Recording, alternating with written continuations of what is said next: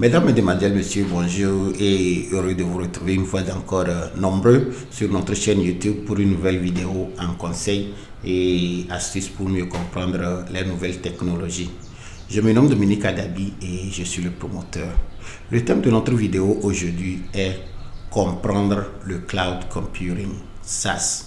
Mais avant de commencer, j'aimerais vous rappeler, si vous n'êtes pas encore abonné à notre chaîne, de vous abonner et d'activer la cloche de notification afin de ne rater aucune de nos prochaines vidéos.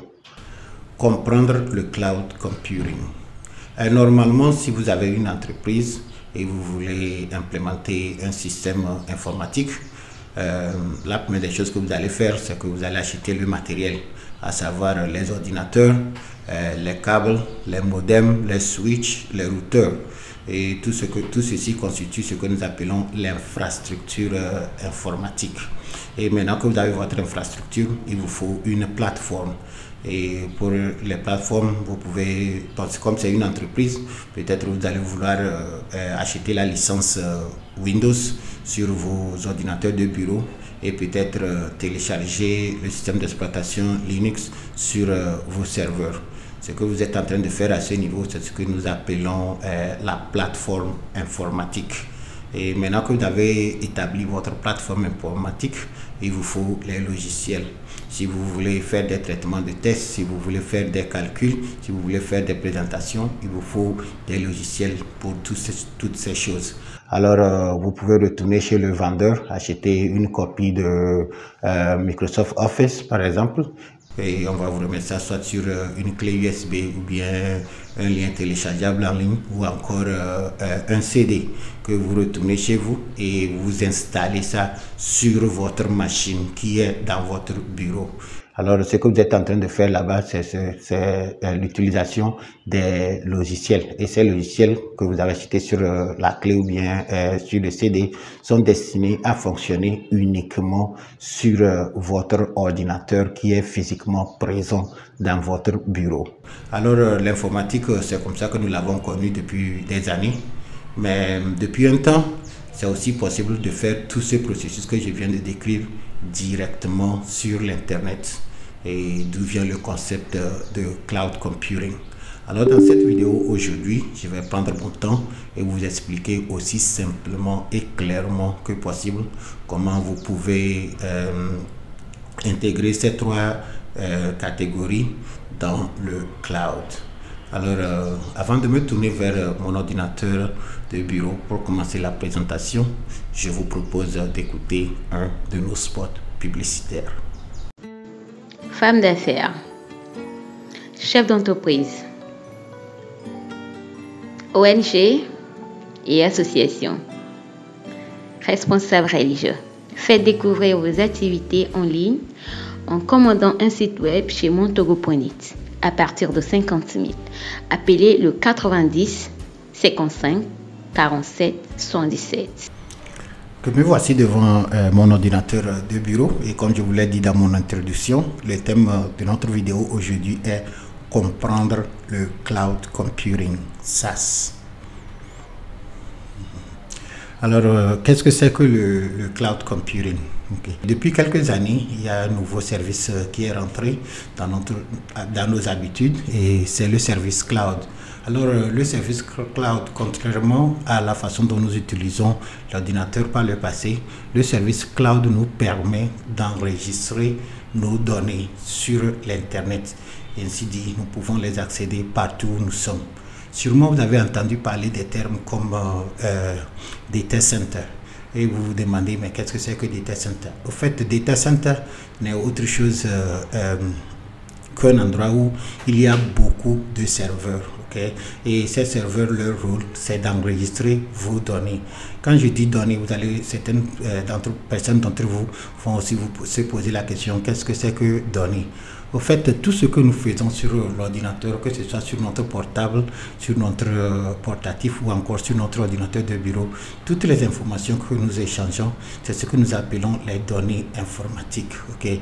Et ces données peuvent être mesurées soit en mégaoctets, en kilooctets. Au fait, l'unité de base de mesure de données, c'est l'octet. Et il y a le kilooctet, le mégaoctet, le gigaoctet, le téraoctet. Alors, ce que j'explique, c'est la façon de mesurer les données. Et tout ce que nous échangeons, que ce soit appel WhatsApp, que ce soit traitement de test Word, que ce soit email, tout ce que nous envoyons est mesuré en données. Okay? Et ces données, bien sûr, doivent être stockées quelque part. Et comme je vous disais, par le passé, ces données peuvent être stockées directement sur notre disque dur. Mais depuis un temps, vous pouvez transporter ces données en ligne et maintenant les accéder partout. Okay? D'où vient aussi le concept des data centers. Et c'est dans ces data centers qu'il y a les serveurs. Et c'est sur ces serveurs que nous enregistrons nos données. Alors c'est cette technologie que nous appelons généralement le cloud computing.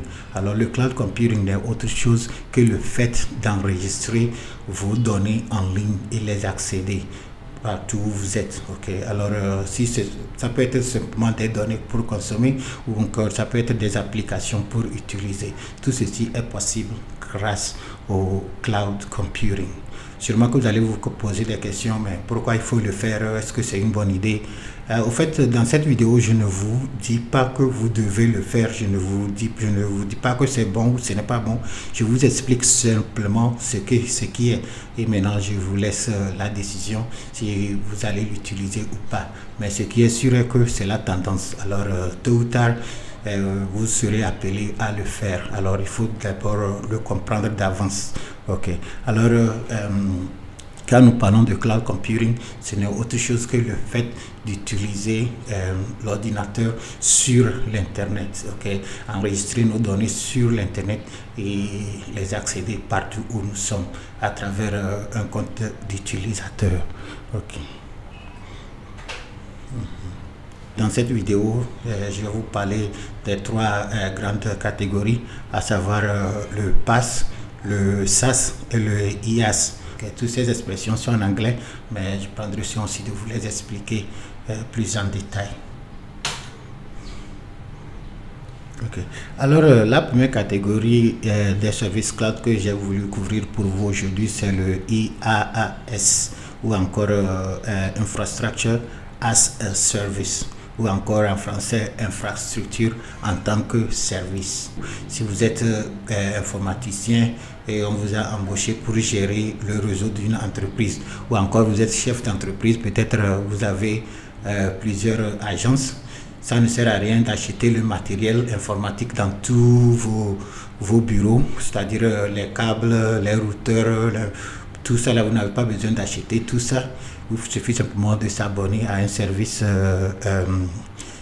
infrastructure as a service ou encore infrastructure en tant que service. Et maintenant, tout le côté réseau ou bien le côté infrastructure de votre entreprise sera géré là-bas. L'avantage de ceci, c'est que supposez que votre entreprise, vous venez de l'ouvrir et vous ne savez pas si vous allez durer dans les locaux ou pas. Alors le fait d'installer tout le matériel informatique et maintenant vous êtes appelé à déménager, vous êtes maintenant obligé de brancher les câbles, tout ça là. Ok, vous n'avez pas besoin de le faire. Avec un service comme ça, la seule chose dont vous avez, c'est que vous faites un abonnement Internet et n'importe quelle machine que vous avez en main, il suffit simplement de vous connecter sur l'Internet et accéder à votre compte du service infrastructure as a service et vous aurez accès à toute votre infrastructure. Ok. Alors, si vous avez deux agences, peut-être une à Lomé et l'autre à Cara. Okay. Vous pouvez, grâce à cette technologie, vous pouvez travailler en réseau directement entre les deux agences sans nécessairement avoir à ajouter autre matériel informatique. Il suffit simplement d'avoir votre compte d'abonnement et puis vous pouvez échanger les données entre vos agences sans problème. Okay. Le deuxième service que j'ai voulu toucher pour vous aujourd'hui, c'est PaaS ou encore PaaS ou encore Platform as a Service. Et en français, bien sûr, c'est la plateforme en tant que service. Si vous êtes un développeur d'application, vous avez besoin d'un environnement pour votre développement. Alors, vous pouvez acheter les logiciels que vous allez installer sur votre machine. Mais si vous êtes en train de tester 3 à 4 plateformes, bien sûr, vous pouvez investir dans tous ces logiciels ou encore vous pouvez faire un abonnement à un service PaaS qui va vous permettre maintenant d'avoir votre propre environnement en ligne que vous pouvez personnaliser comme vous le souhaitez et développer vos applications là-dessus et aussi les déployer en temps réel. Okay. Alors c'est très utile. Le PaaS vous donne toutes les ressources nécessaires en ligne pour que vous puissiez développer et déployer vos applications.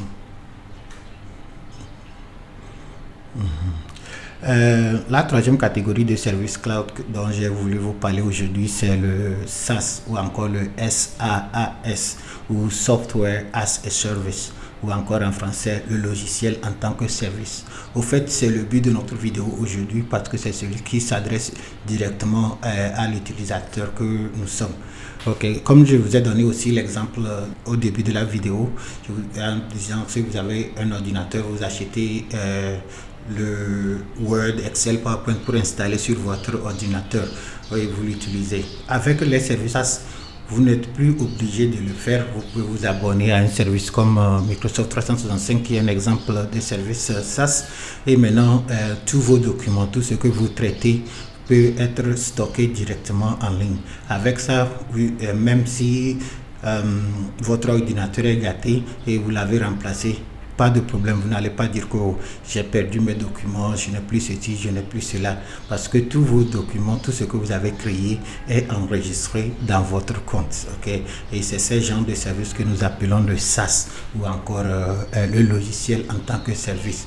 Alors le logiciel, au lieu de l'acheter et payer et ça devient votre propriété, vous l'utilisez comme par abonnement. Okay? Ça peut être payant par mois ou bien par an et si vous avez la chance, peut-être il y a des versions gratuites aussi que vous pouvez essayer. Okay. Une fois encore, dans cette vidéo, je ne vous dis pas que c'est une bonne chose de le faire. Je suis simplement en train de vous expliquer que c'est la tendance dans l'utilisation des nouvelles technologies et il est important que vous compreniez comment tous ces services fonctionnent. Okay. Alors, si vous êtes un étudiant ou bien vous êtes un chef d'entreprise, vous avez besoin de logiciels sur votre ordinateur. Vous pouvez vous abonner à un service comme Google Workspace ou bien Microsoft 365 et maintenant vous pouvez enregistrer tous vos données là-bas et même si vous n'êtes pas dans votre bureau, supposez que vous êtes en voyage, vous avez besoin d'un document important, vous ne direz pas que oh, je n'ai pas mon ordinateur, alors je n'ai pas mon CV en ligne, parce que grâce à un service comme le SaaS, vous pouvez, n'importe où vous êtes, la seule chose dont vous avez besoin, c'est une connexion Internet. Et avec une connexion Internet, vous pouvez accéder facilement à tous vos documents, à tous vos fichiers et continuer votre service. Alors avec ça, même si vous n'êtes pas dans le même bureau, même si vous n'êtes pas dans le même pays, vous pouvez travailler en collaboration parce que vous avez tout ce que vous êtes en train de faire est enregistré en ligne. Okay? Quand nous disons que le cloud computing, au fait le mot cloud en anglais signifie nuage. Okay? Mais cela ne veut pas dire que votre travail que vous êtes en train de créer est enregistré quelque part dans les nuages. Non, ça veut simplement dire que le travail que vous êtes en train de faire, vous ne le gardez pas dans vos locaux. Par contre, vous le gardez en ligne. Et c'est un service très sécurisé. Okay? Généralement, l'inquiétude que les gens ont lorsqu'il s'agit de l'utilisation des services cloud, c'est que est-ce que c'est sécurisé? Si je laisse mes effets en ligne, est-ce que quelqu'un d'autre ne va pas l'accéder? Ok, alors pour ça, bon, je vais essayer de répondre à cette question dans cette vidéo, mais j'aimerais d'abord vous donner un petit exemple. Ok, si vous avez l'argent, ok, vous pouvez garder votre argent dans votre chambre, ok, et quand vous vous levez le matin, vous allez vous compter et vous savez que vous avez votre argent qui est à côté de vous, ok. Et vous pouvez aussi décider d'amener votre argent déposé à la banque, et en cas de qu'est-ce qu'il y a, il suffit seulement d'aller à la banque faire le retrait, quoi. Ok. Alors, mais si vous décidez de garder votre argent à la maison parce que vous avez peur que si c'est à la banque, vous ne savez pas qui garde ça. Et si un jour il y a incendie et votre maison prenait feu, ou bien il y a inondation, ça veut dire que vous avez tout perdu, ok? Alors, voyez ça comme ça. Quand vous gardez vos documents sur votre ordinateur, l'ordinateur peut être volé, n'est-ce pas? L'ordinateur peut tomber en panne. Votre disque dur peut cesser de fonctionner. Dans ce cas, vous avez perdu tous vos documents. Par contre, si vous faites confiance à un service cloud de réputation, bien sûr, et vous gardez vos documents là-bas, même s'il y a un problème à leur niveau, eux, ils ont suffisamment de serveurs là-bas, ils ont fait les copies de votre document, que même si un serveur ne fonctionne pas, il y aura toujours un backup, c'est-à-dire une autre copie qu'on peut vous restaurer, vous voyez. Alors c'est ça la différence. Alors je ne dirais pas que le cloud computing est la meilleure des choses qui puissent exister, mais j'essaie simplement de vous expliquer le contexte pour que vous-même vous puissiez décider. Ok, alors si moi j'ai beaucoup d'argent sur moi, je ne vais pas garder ça à la maison. J'aurais préféré faire confiance à la banque parce que je sais qu'en cas de qu'est-ce qu'il y a, je peux aller m'adresser à la banque et récupérer mon argent. Par contre, si je laisse ça chez moi et on me vole ou bien ma maison prend feu, alors j'ai perdu mon argent. Ok, alors c'est de la même manière, si quand j'utilise l'ordinateur, je préfère faire confiance au service cloud parce qu'avec ça, bien sûr que je paye par mois, mais je sais que n'importe quand, n'importe où que j'ai besoin de mes dossiers, je peux les récupérer. Alors ce tableau que vous voyez ici explique plus en détail les trois différentes catégories de services cloud. Alors comme je parlais pour commencer, ça c'est l'infrastructure en tant que service. Et à ce niveau, nous parlons plus des serveurs, le stockage et tout ce qui a trait au réseau. Alors c'est aussi possible que des fois, au lieu de infrastructure en tant que service, vous allez peut-être entendre quelque chose comme NAAS ou encore Network as a Service ou encore réseau en tant que service. Ok, c'est à ce niveau. Et avec ceci, si vous avez une entreprise ou bien c'est l'infrastructure, alors vous pouvez migrer vers le cloud. Quand on dit de migrer vers le cloud, nous faisons plutôt allusion à ce niveau. Alors vous pouvez gérer toute votre entreprise directement à partir du cloud.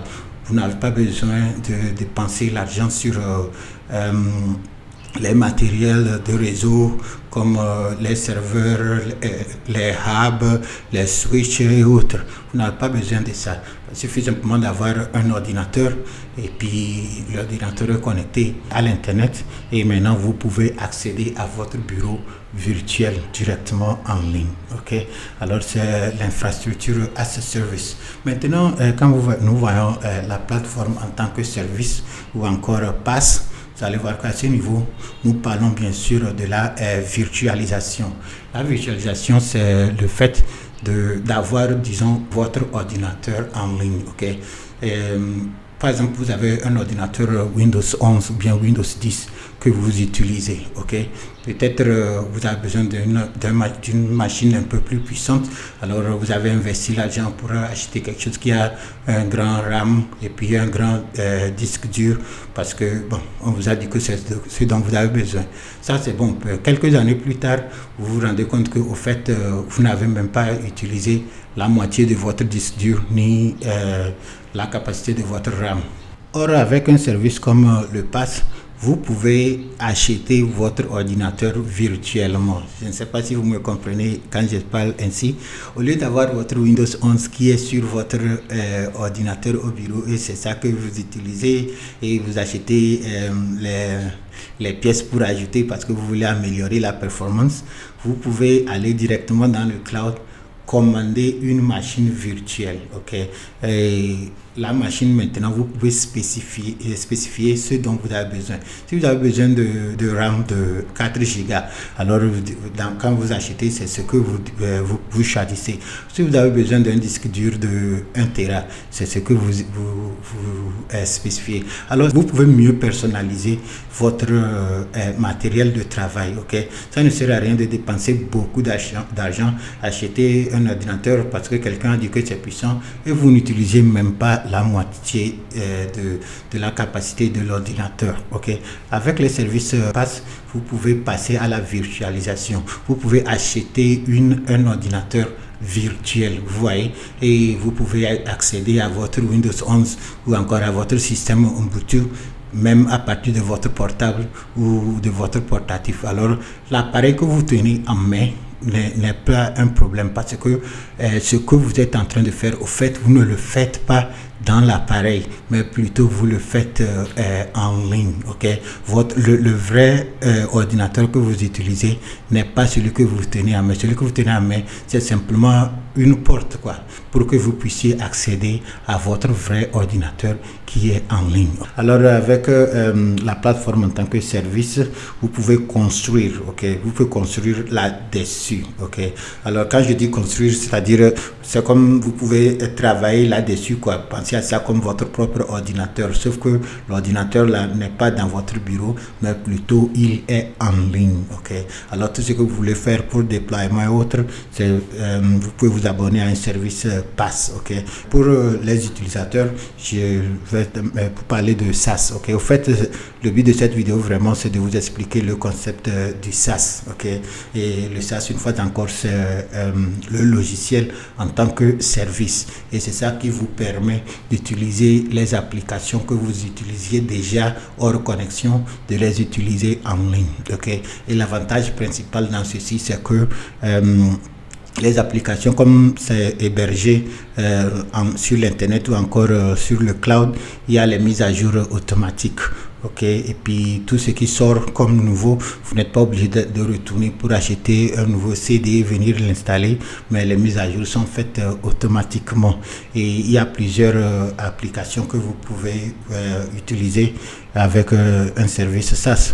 Par exemple, vos logiciels de communication, par exemple les emails que vous utilisez, c'est un bon exemple de service SaaS. Ok, quand vous envoyez les emails ou vous recevez les emails, ces emails ne sont pas nécessairement enregistrés sur votre ordinateur, n'est-ce pas? C'est enregistré quelque part sur un serveur. Ok, et vous, chaque fois que vous avez besoin, vous l'accédez et vous l'utilisez. Ok, les applications de bureau, Word, Excel, PowerPoint et autres. Ok, vous pouvez continuer à les utiliser hors connexion, mais je vous dis dans cette vidéo que c'est possible de les accéder directement dans le cloud ou encore sur l'internet à travers votre navigateur. Ok, et c'est l'ensemble de tout ceci que nous appelons le SaaS ou encore le software as a service, ou en français le logiciel en tant que service. Ok, la plupart de ces services malheureusement sont coûteux, c'est par abonnement et vous devez payer soit par an ou bien par mois, mais il y a aussi les versions gratuites que vous pouvez essayer pour commencer. Ok, alors en 2022, si vous voulez utiliser l'ordinateur, vous n'êtes pas nécessairement obligé de vous déplacer avec les clés USB en main parce que vous avez votre CD sur la clé USB.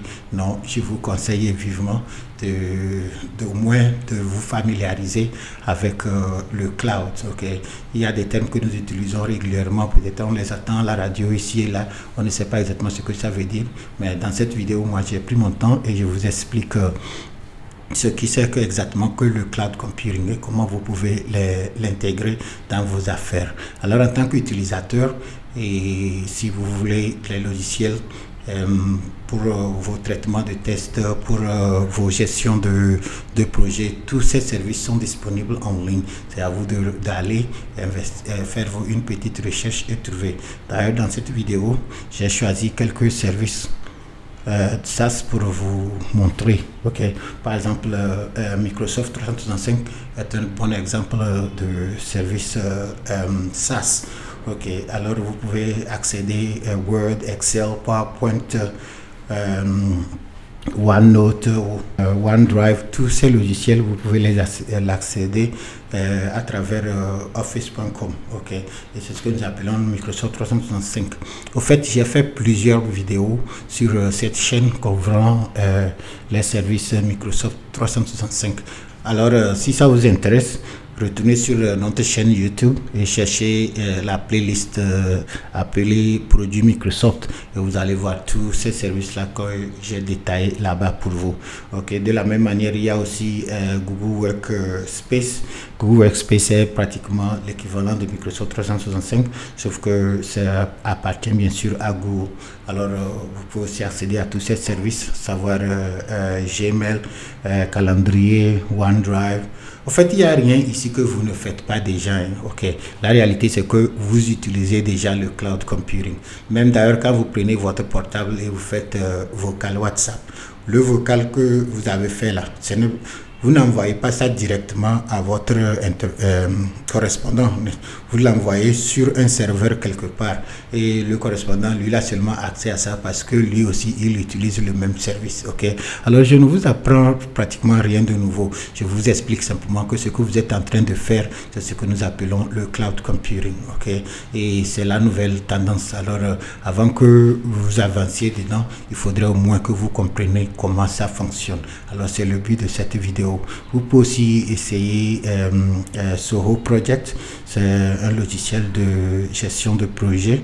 C'est bien sûr basé sur le cloud.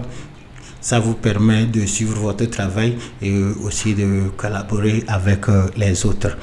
Il y a aussi Salesforce. Et Salesforce est un logiciel de gestion de relations clients ou encore le CRM. Et puis c'est bien sûr basé sur le cloud et vous pouvez gérer votre entreprise à partir des logiciels pareils. Ce que vous voyez sur l'écran ici n'est qu'un exemple que j'ai choisi. Il y a plusieurs. Alors dépendant de ce que vous faites comme activité, je vous conseille vivement soit de venir vers nous ou encore chercher d'autres consultants et vous renseigner qu'est-ce que vous pouvez implémenter à votre niveau pour que ça puisse mieux vous servir. Alors le cloud computing, si nous le voulons ou pas, il est là et il sera ici pour un long temps. Alors c'est très important que vous faites vos recherches et que vous compreniez bien ce qui est et comment ça fonctionne. Alors, nous sommes pratiquement arrivés à la fin de notre vidéo aujourd'hui et j'espère que la façon dont je vous ai expliqué le concept du cloud computing, vous m'avez suivi et vous avez trouvé ça utile. Si tel est le cas, je vous demande de partager cette vidéo avec les autres. Et si vous ne êtes pas encore abonné à notre chaîne YouTube, je vous rappelle de vous abonner et d'activer la cloche de notification afin de ne rater aucune de nos prochaines vidéos. Une fois encore, je vous remercie et je vous dis à la prochaine.